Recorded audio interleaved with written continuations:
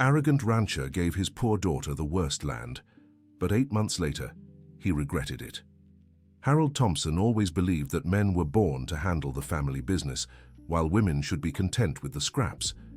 His youngest daughter had sacrificed her own dreams years ago to care for their ailing mother, but that didn't change the rancher's opinion about a woman's place in the family hierarchy.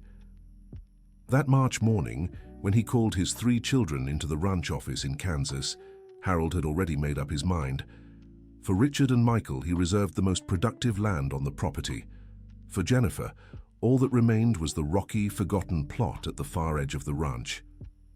"Dad, are you sure about this?" Jennifer asked, holding the provisional deed with trembling hands. "I am. Everyone gets what they deserve," Harold replied without looking up from his papers. The brothers exchanged satisfied glances.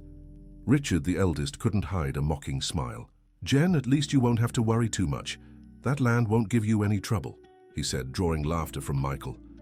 "Yeah, sis, we can always lend you some seeds when you get tired of playing rancher," Michael added. Jennifer swallowed the lump in her throat. At 35, she knew every inch of that property better than her brothers. She had grown up following her father on inspections, learned about crop rotation from her mother, and even studied agronomy for 2 years before dropping out to care for the family. "I accept the terms," she said firmly.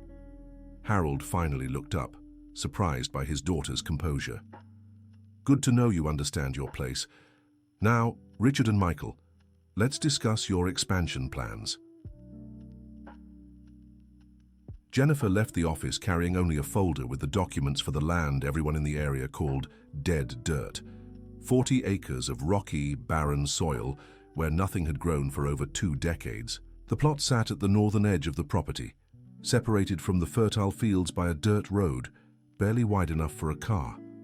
That afternoon, she drove her old pickup to the site for the first time as its owner. The scorching March sun beat down on her face as she walked across the expanse. Rocks and more rocks stretched in every direction, dotted with patches of dry, yellowed grass. The small 2-room house at the center of the land had been abandoned for years, its windows broken and roof full of holes. "Mum, if you were here, what would you tell me?" Jennifer murmured, staring at the barren stretch. Her mother, Mrs. Margaret, had always insisted Jennifer had a gift for farming. In her final years, bedridden, she often told stories about the ranch's early days, when Harold's grandfather had personally chosen every piece of land. "That northern plot has its secrets, my girl.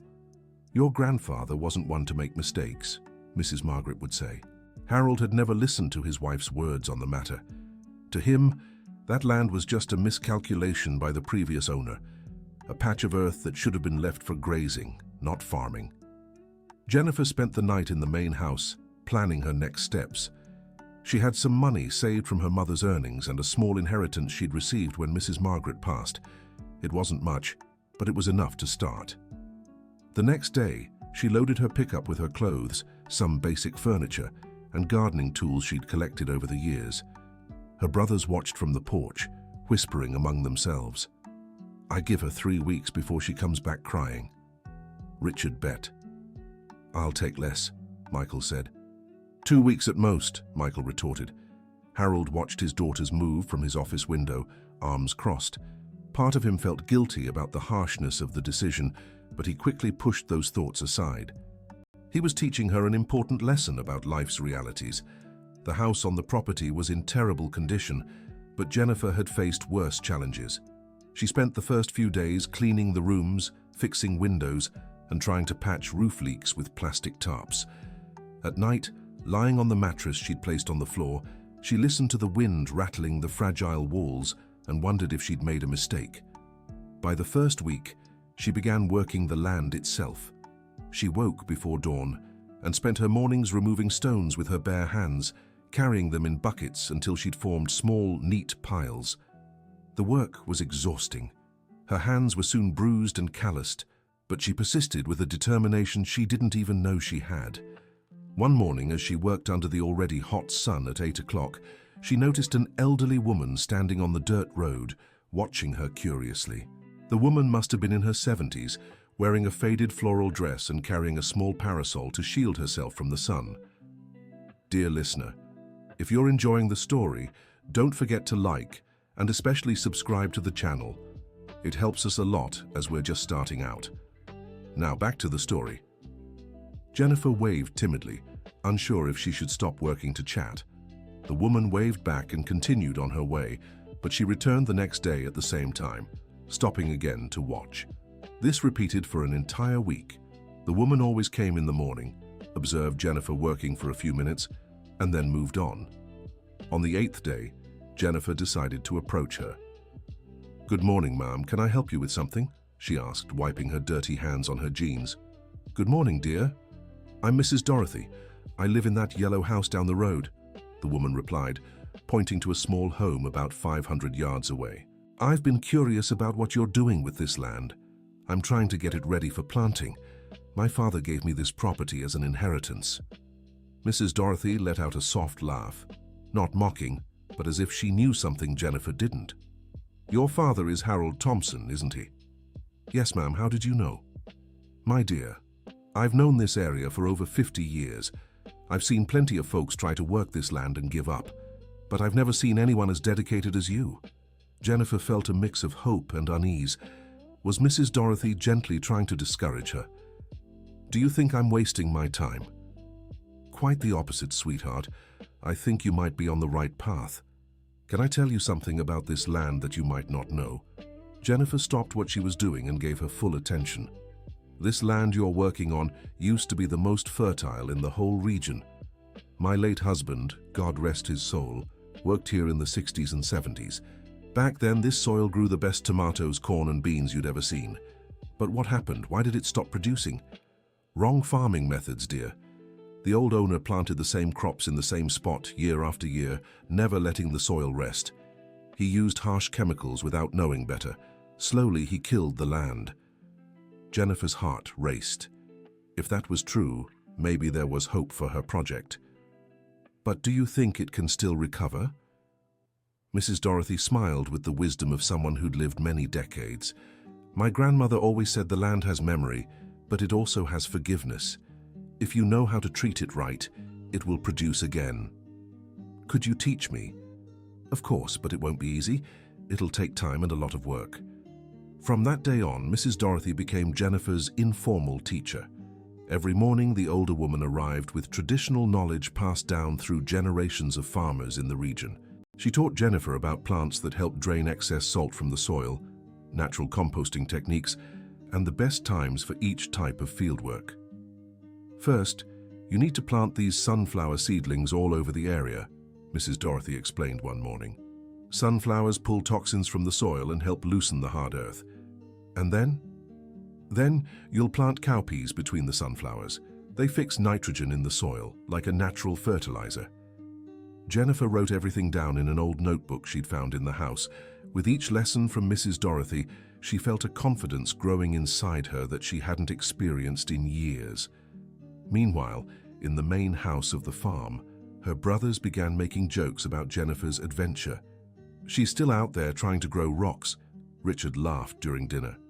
"We should bet on when she'll come back begging for help," Michael suggested. Harold listened to his son's comments without joining in, but deep down he agreed with them. His daughter's stubbornness only proved the point he'd always made. A woman's place wasn't in running serious business. A month into the project, Jennifer faced her first major obstacle. Her small savings were running out, and she needed money to buy seeds and proper tools. She couldn't ask her brothers for help. They'd made their opinions about her venture clear. That's when she remembered the jewelry she'd inherited from her mother.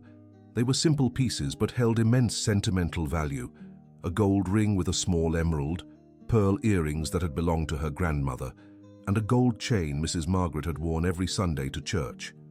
"Mom, forgive me, but I have to do this," she said, looking at the jewelry spread out on the kitchen table. The next day, she went to Wichita to sell the pieces. The money was enough to buy sunflower seeds, cowpeas, basic gardening tools, and a few bags of organic fertilizer. When she returned to the plot with her supplies, she found Mrs. Dorothy waiting with a surprise. "I brought 2 neighbors to help you this weekend," the older woman said, introducing 2 middle-aged men. "This is Mr. John and this is Mr. Charles. They have small farms nearby and wanted to pitch in. But I can't pay you. No need for payment, young lady, Mr. John said. We admire your courage. It's good to see someone fighting to make the land productive again. That weekend, the three of them helped Jennifer plant the sunflowers and cowpeas in neat rows across the field. What would have taken her weeks alone was done in 2 days. Now we wait and tend, Mrs. Dorothy said on Sunday afternoon. Water early in the morning and late in the evening, and a whole lot of patience. In the following weeks, Jennifer settled into a strict routine. She woke at 5 to water the plants before the sun grew strong, spent the day tending the house and preparing new sections of the land, and watered again in the evening. The first sunflower sprouts appeared after 15 days, tiny green dots breaking through the hard crust of soil. Jennifer felt such intense joy she nearly cried. For the first time since receiving the land, she saw real proof that her efforts weren't in vain. Still, her brothers wasted no time spreading negativity around town. Jennifer's out there playing farmer, Richard told people at the local bar. Planted some little flowers and thinks she's going to get rich. Typical woman thing, right? Doesn't understand real farming, Michael added. The comments reached the ears of some local farm workers who grew curious to see with their own eyes what was happening on the dead land. One Saturday morning, Jennifer received an unexpected visit from 3 workers from neighboring farms. Mrs. Jennifer, we wanted to see those plants you're growing, said one of them, a man around 40 named Anthony. Of course, feel free to look around. The men walked between the rows of sunflowers, already about a foot tall, and carefully observed the surrounding soil. Ma'am, this really is different, commented another worker. The soil is darker, looser. It's true, Anthony agreed. Never seen this land look like this. It was always hard as cement. The farm workers' visit marked a turning point in how the locals viewed Jennifer's project. Word that something was happening on the abandoned plot began to spread, though not all the comments were favorable. Harold grew irritated when he heard about the visits. That girl is becoming a laughingstock, he grumbled during dinner.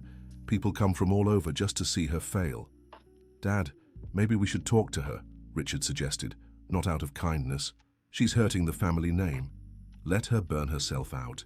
She'll tire of this game soon. But Jennifer was far from tiring. By the second month, the sunflowers were already blooming, creating a bright yellow spectacle that stood in stark contrast to the barren landscape around them. The cowpeas were also thriving, their roots working to enrich the soil with nitrogen. Mrs. Dorothy visited the plot nearly every day, always with new advice. Now you can start preparing some areas for the first vegetable tests, she said one afternoon. I'd suggest starting with arugula and lettuce. They're hardy and grow fast. You really think it'll work? Sweetheart, look around you. You've already made life grow where there was nothing. The rest is just time and dedication. Jennifer followed the advice and prepared smaller beds to test the first vegetables. She used some of the sunflowers and cowpeas as green manure, cutting and mixing them into the soil as Mrs. Dorothy had taught her. Meanwhile, an unexpected problem arose. Her brothers, annoyed by the attention Jennifer's project was getting, began quietly sabotaging her efforts. First, they spread rumors in town that she was using illegal farming methods. Heard she's using banned chemicals, Michael lied to some local merchants. Yeah, must be why anything's growing there, Richard agreed. The rumors reached potential helpers who grew wary of associating with the project. 2 workers who had offered to help on weekends backed out after hearing the gossip. Jennifer noticed the shift in people's attitudes, but couldn't understand why, until Mrs. Dorothy clued her in. Sweetheart, your brothers are spreading lies about you in town. What kind of lies? They say you're using dangerous chemicals, that you're tricking people. Nonsense, of course, but some believe it. A deep anger rose in Jennifer's chest. It wasn't enough that she'd inherited the worst plot of land. Now she had to deal with sabotage from her own family. What can I do? Keep working. The truth always comes out in the end. By the 3rd month, despite the challenges, the first vegetables began to sprout. Tiny sprouts of arugula and lettuce emerged in the garden beds, proving the soil was truly recovering.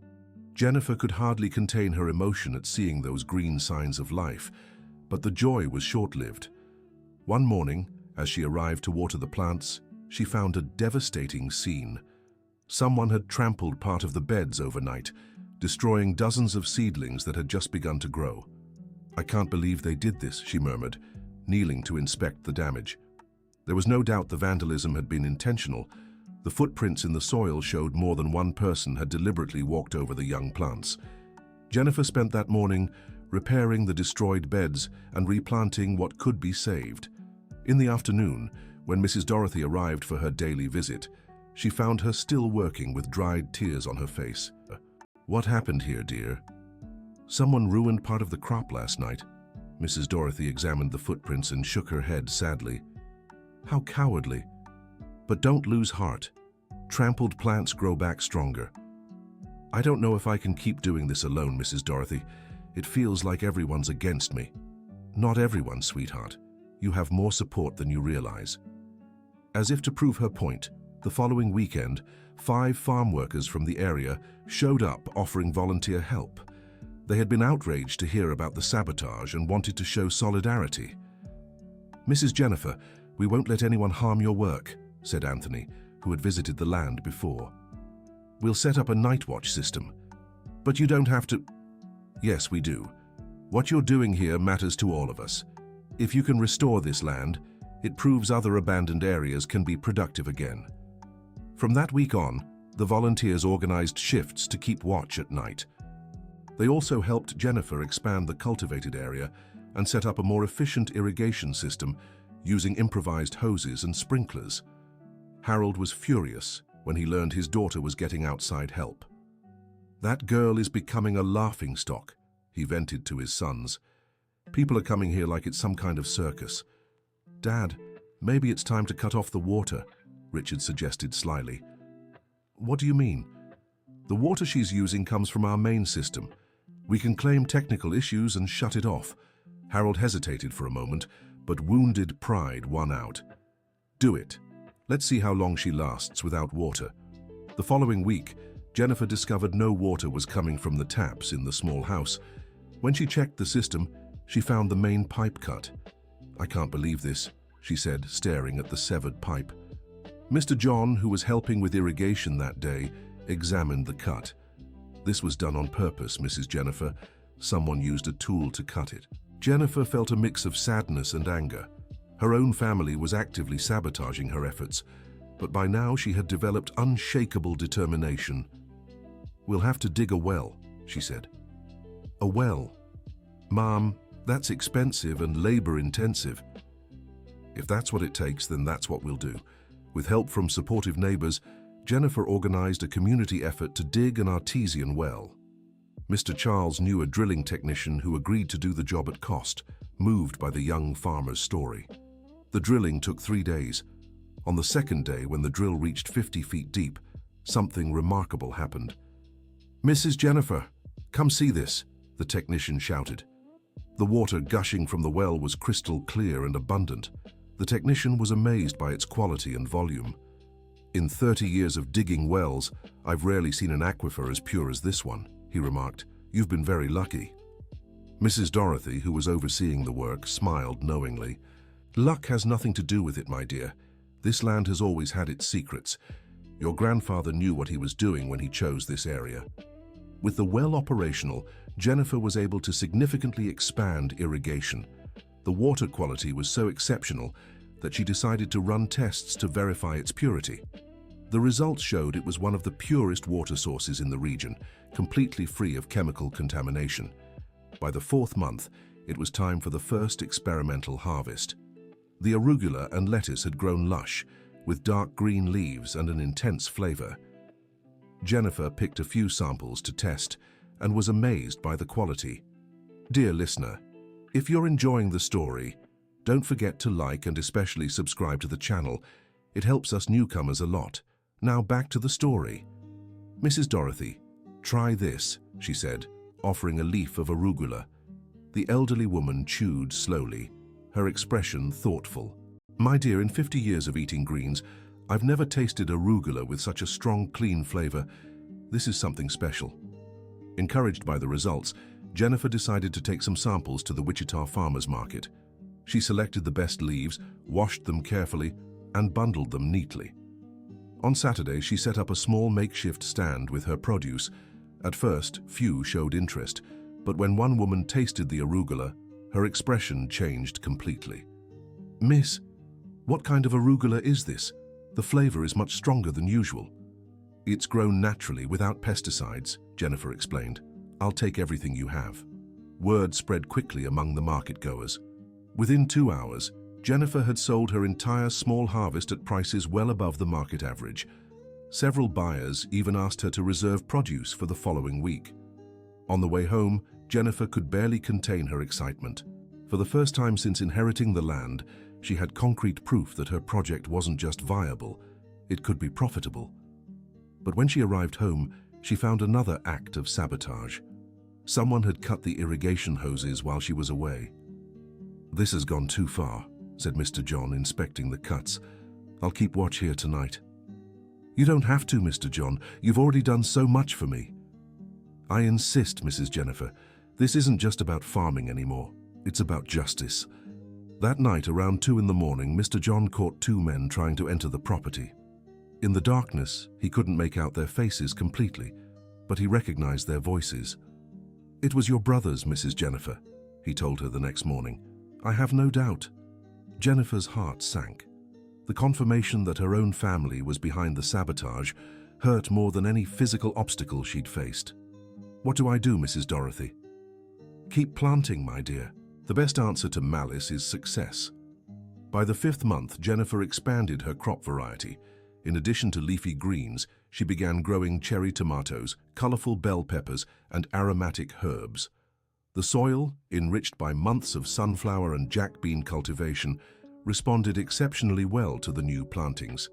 The tomatoes, in particular, developed such an intense flavor that they caught the attention of gourmet food vendors from Kansas City.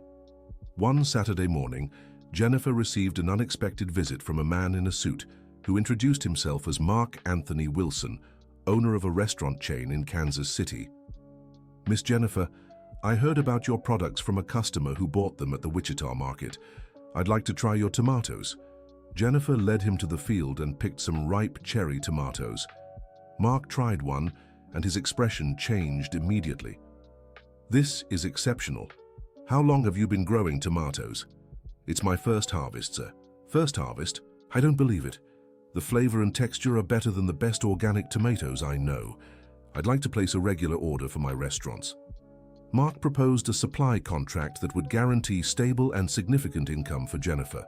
The price offered was 3 times the market rate, justified by the exceptional quality of the produce. "But I don't have large-scale production yet," Jennifer warned.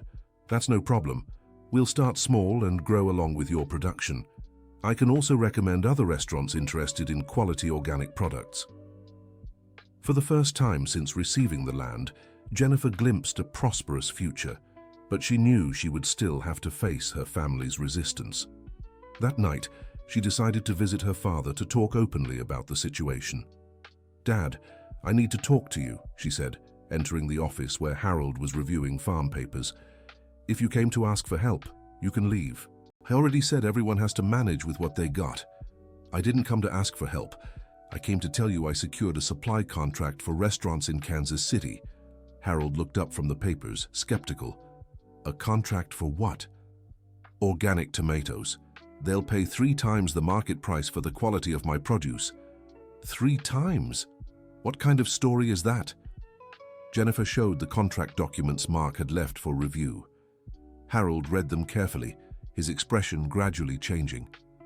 "Is this for real?" "Yes, Dad. And it's just the beginning. I have other interested buyers too."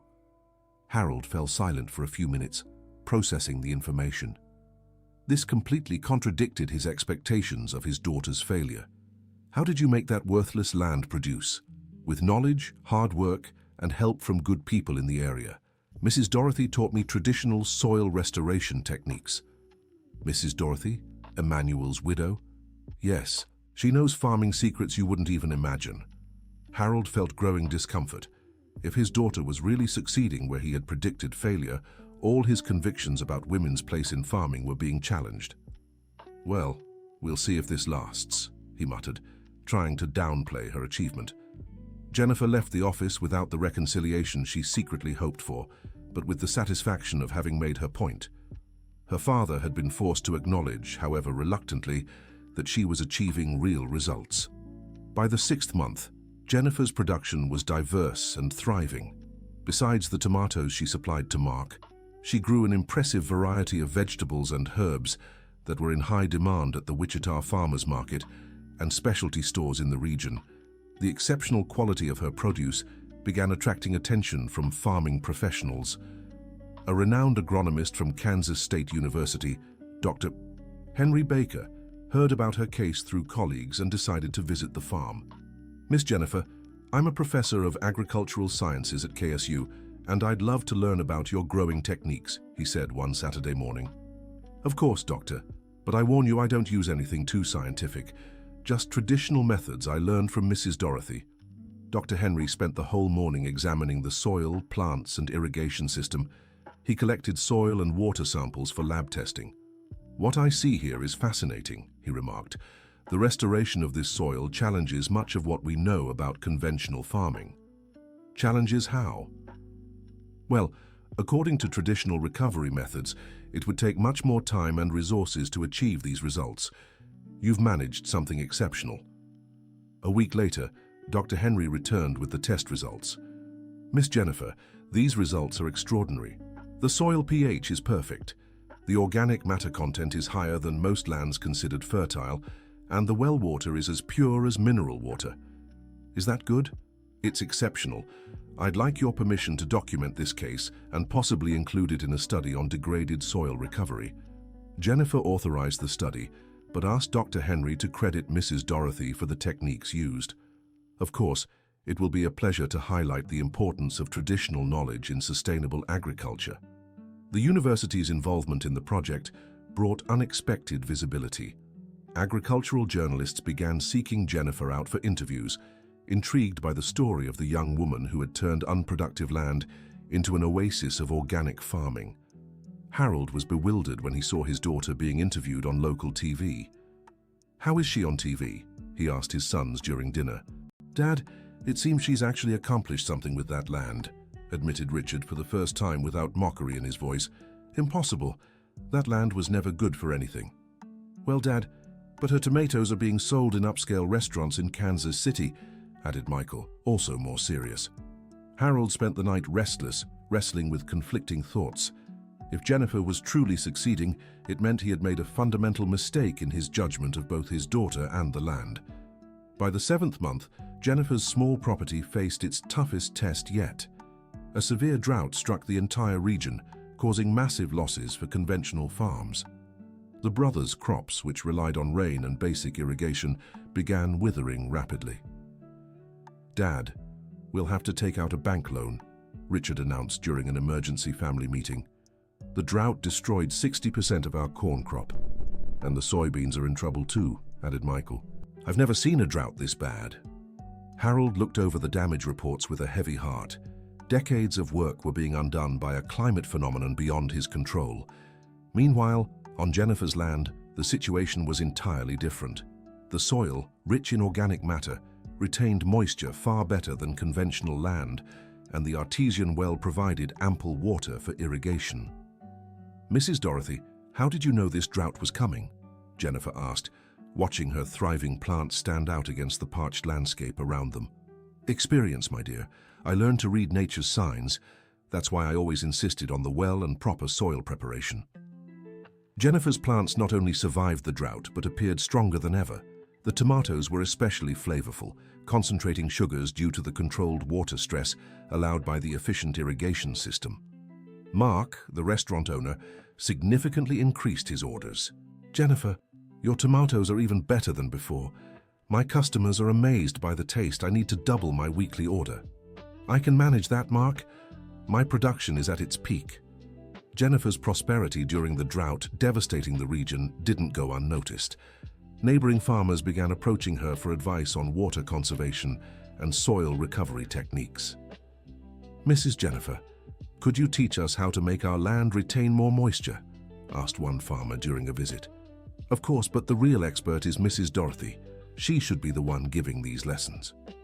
Mrs. Dorothy, with her decades of wisdom, began organizing small informal courses for farmers interested in sustainable methods. Jennifer's home became a meeting place for discussions on regenerative agriculture. Harold watched the growing movement on his daughter's land with mixed feelings. His property was facing one of the worst financial crises in the family's history, while the piece of land he had considered useless was thriving like never before. One afternoon, overcome by curiosity and financial worry, he decided to secretly visit Jennifer's plot. He arrived at the site late in the day when there was less activity and quietly walked among the crops. What he saw left him stunned. Neat rows of bright red tomatoes, lush vegetable beds, aromatic herbs perfuming the air, and an efficient irrigation system keeping everything green despite the brutal drought plaguing the region. "This can't be," he murmured, touching a tomato plant heavy with fruit. That's when he heard footsteps behind him. "Good afternoon, Harold?" He turned and found Mrs. Dorothy watching him with a gentle smile. "Mrs. Dorothy, I was just taking a look." "I know you were." "And what do you think?" Harold looked around again, trying to process what he was seeing. How did she manage to do this? With knowledge, hard work, and respect for the land. The same things your wife tried to teach you years ago. "My wife?" "Margaret knew the secrets of this land, Harold. She tried to tell you, but you never wanted to listen." "What secrets?" Mrs. Dorothy walked to a specific area of the plot and pointed to the soil. "This land was personally chosen by your father-in-law when he bought the farm. He could recognize good soil even when it was degraded." "My father-in-law never told me that." "Yes, he did, through Margaret. But you believed women didn't understand farming." Harold felt a heavy weight in his chest. He was beginning to grasp the extent of his prejudices and mistakes. "Margaret left notes about this land," Mrs. Dorothy continued. "Instructions she wanted to pass on to Jennifer. They've been with me for years, waiting for the right moment." "What notes?" "Secrets about the water table, specific soil characteristics, plants that grow best here, knowledge your family gathered over generations." At that moment, Harold began to realize he had made a much bigger mistake than he'd imagined. He hadn't just underestimated his daughter, he had also wasted valuable family knowledge out of pure prejudice. Can I see those notes?" "You can, but first you need to apologize to your daughter and admit you were wrong." Harold spent that night sleepless, turning over everything he had discovered. His worldview was being completely reshaped. By the 8th month, the family reached its most tense moment yet. The drought's losses had forced Richard and Michael to mortgage their shares of the farm to cover debts. The family's financial situation was desperate. During an emergency family meeting, the brothers had to admit the truth. "Dad, we'll have to sell part of the land or ask for help," said Richard, visibly worn down. "I never thought it would come to this," lamented Michael. Harold looked at his sons with a broken heart. All his faith in their farming skills was being questioned by the facts. "What about Jennifer?" he asked quietly. "What about Jennifer?" Richard didn't understand. "She wasn't affected by the drought. Her crops are thriving." The brothers exchanged uneasy glances. "Dad, what she's doing isn't real farming," Michael tried to explain. "It's just some vegetables. Vegetables that are bringing in more profit per acre than our soybeans and corn," Harold countered. It was the first time his children had heard their father indirectly defend their sister. That same afternoon, Harold made a decision that would change everything. He walked to Jennifer's plot, this time not secretly, but openly. He found her working among the tomato beds, wearing a straw hat to shield herself from the sun and gloves to pick the ripe fruit. "Jennifer," she turned, surprised to see her father. "Dad, what are you doing here?" "I came to talk to you." Jennifer stopped working and faced him, waiting. "I came to apologize," he said with difficulty. "Apologize?" Dear listener, if you're enjoying the story, take a moment to like and especially subscribe to the channel. It helps us a lot as we're just starting out. Now continuing.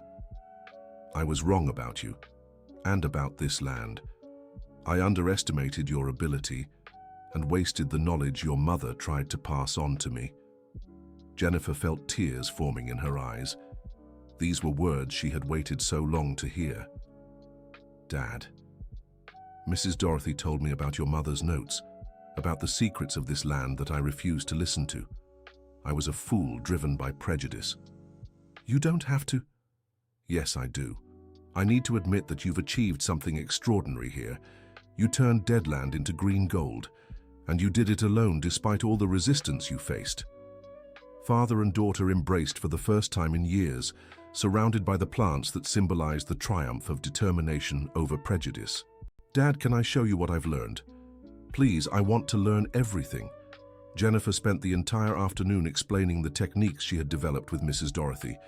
She showed him the composting system, the companion plants that helped each other, and the rotation method that kept the soil fertile.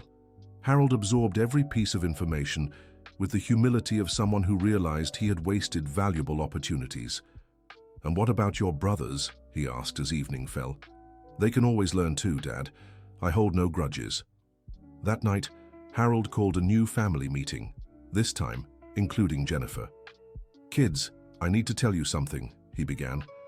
"I visited Jennifer's plot today and saw things that made me rethink many of my beliefs." Richard and Michael exchanged glances, skeptical of where this was going. "Dad, where are you going with this?" Richard asked. "I'm saying that Jennifer has made that land produce more per acre than any of ours, and she did it using methods that could save our farm from this crisis." "Dad, aren't you exaggerating?" Michael questioned, still resistant. "No, I'm not. And more than that, I want to propose that she teach us these techniques. We can apply them to our fields and restore productivity." Jennifer was moved to hear her father propose this collaboration. "I'll agree to help, but on one condition," she said. "What?" "Mrs. Dorothy must be recognized as the true master of these techniques, and she'll oversee all of our training." Harold agreed immediately. Richard and Michael, pressured by their desperate financial situation, eventually gave in as well. In the following months, Thompson Farm underwent a complete transformation. Mrs. Dorothy organized regular workshops where she taught traditional sustainable farming methods. Jennifer's techniques were adapted to larger areas, always respecting the principles of soil care and efficient water use. The recovery wasn't immediate, but it was steady. After 6 months of applying the new methods, the brothers' fields began showing clear signs of improvement. The soil grew darker, retained moisture better, and the plants became more resistant to pests and disease. Mark, the owner of the restaurants, expanded his purchases to include products from the brothers as well, but always kept Jennifer as the main supplier due to the superior quality of her original production. The farm's transformation gained regional attention. Other producers began visiting the property to learn the techniques that had saved the Thompson family from bankruptcy. Dr. Henry from the university organized a symposium on regenerative agriculture, using the farm as a case study. Mrs. Dorothy was invited as the keynote speaker, finally receiving academic recognition for her traditional knowledge. "I never imagined I'd be speaking to university professors at 72, she told Jennifer before the lecture. "You deserve all this recognition, Mrs. Dorothy. Your knowledge saved our family." The symposium was a success, attracting farmers, researchers, and students from across the Midwest. The story of the Dead Lands recovery became an inspiring example of how traditional and scientific knowledge could work together. Harold, who for decades had dismissed folk wisdom, now publicly advocated for preserving and valuing the knowledge of traditional rural communities. "I spent my life believing only modern agriculture worked," he said during an interview. "My daughter and Mrs. Dorothy proved me completely wrong. The old methods, when applied well, are far more sustainable and efficient." A year after the transformation began, Thompson Farm was fully financially recovered. More than that, it had become a hub for sustainable agriculture. Jennifer decided to formalize the project by creating a cooperative for farmers interested in regenerative methods. The cooperative offered training, equipment sharing, and joint marketing of organic products. "I want other families to have the same opportunity I did," she explained during the cooperative's launch. "No one should have to prove their worth through suffering." Mrs. Dorothy was named honorary president of the cooperative, a position she accepted with emotion. "I never thought my grandmother's knowledge could help so many people," she said, tears in her eyes. The cooperative grew quickly, including small and mid-sized producers from across the Wichita region. Within 2 years, over 50 families were applying sustainable methods on their properties. Richard and Michael, initially resistant, became enthusiastic advocates of the new techniques. Both took courses in organic farming and specialized in different aspects of sustainable production. "Sis, I admit I was completely wrong about you," Richard said during a family meeting. "You saved us from bankruptcy and even taught us a better way to work. And more importantly," Michael added, "you taught us that knowledge has no gender. A woman can be just as good as any man in farming." The brothers' change in mindset was one of the most rewarding aspects of the journey for Jennifer. Harold, transformed by the experience, became an active advocate for women's rights in agriculture. He began attending conferences where he spoke about the importance of combating gender bias in rural communities. "My daughter taught me that the biggest mistake a father can make is limiting his children's dreams based on prejudice," he said in a speech that went viral on social media. 5 years after receiving the land everyone had considered worthless, Jennifer had built a sustainable empire that employed dozens of people and inspired hundreds of other families. The original plot of land had become a productive garden that yielded more per square foot than any other area in the region. But what mattered most was the legacy of social transformation the project had created. The cooperative had expanded to include food processing, organic seed production, and educational rural tourism. Visitors came from all over the United States to learn the story of the dead land that had been brought back to life. Mrs. Dorothy, now 76 years old, remained active as a consultant for the cooperative. Her knowledge had been documented in a book that became a reference in traditional American agriculture.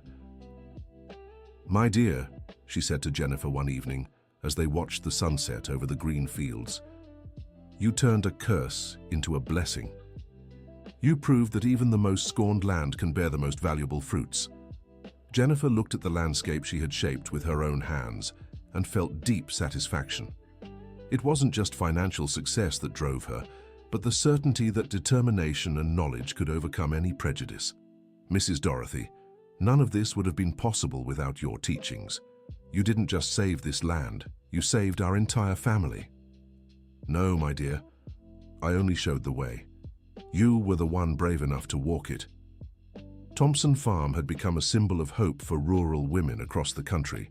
Jennifer received letters and messages from farmers' daughters who found inspiration in her story to pursue their own dreams in agriculture. In one such message, a young woman wrote, "Thank you for proving that a woman's place is wherever she wants to be. Your example gave me the courage not to give up on my dream of owning my own farm." These messages reminded Jennifer daily that her struggle had gone beyond personal limits. She had become a voice for all women facing prejudice in traditionally male-dominated fields. Her relationship with her father, now fully restored, was a constant source of joy. Harold had become her greatest supporter and collaborator, always willing to learn and publicly acknowledge his past mistakes. "Daughter, sometimes I think about the time I wasted not recognizing your talent," he said during one of their walks through the fields. "But I'd rather focus on the present and the future we're building together." "Dad, what matters is that we made it here. We made mistakes, we learned, and we grew as a family." The story of Thompson Farm's transformation continued to inspire new chapters. Agricultural students interned on the property. Researchers developed new studies based on the techniques applied there, and similar cooperatives emerged in different regions of the country. Jennifer had proven that even the most neglected land, when cultivated with wisdom, love, and determination, could bear fruits that went far beyond the harvest. It could create social change, family unity, and hope for future generations. The rocky plot she had received as a consolation inheritance had become the heart of a movement that changed lives and mindsets across rural America. And it all began with a determined daughter who refused to accept the limits imposed by prejudice, turning abandonment into abundance and proving that true wealth comes from land cultivated with respect, knowledge, and love. End of story. Now tell me what you thought of this story of perseverance and transformation. Do you know any woman who has faced similar prejudice in agriculture or other fields? Do you believe Jennifer made the right choices by persisting even in the face of family sabotage? Share your honest thoughts in the comments. Your experience might inspire others going through similar situations. Thank you so much for following this emotional journey.